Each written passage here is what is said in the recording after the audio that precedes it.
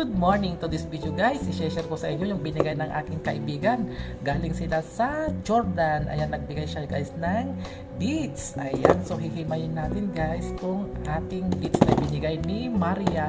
Ayan, Kabsat Maria, salamat sa binigay mong beads from Jordan. Ayan, galing sila sa Jordan guys ng kanyang husband.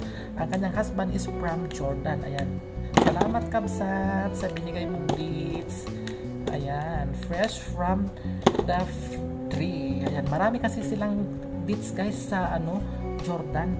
Ayan, si Maria guys ay nakapangasawa ng Jordanian. So marami silang beads. Ayan, rarating din lang nila kanina habang naka-live ako. Ayan, lumabas ako, tingnan, nandun silang mag-asawa. Nakabitbit sila ng malaking karton. Ayan, nag-distribute sila ng beads galing Jordan.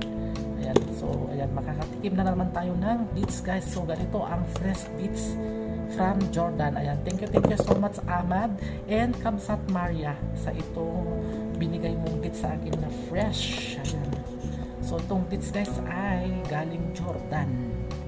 Ayan, nakachamba si Kabsat Maria ng Jordanian. Ayan, kaya ayan, papasalamat tayo.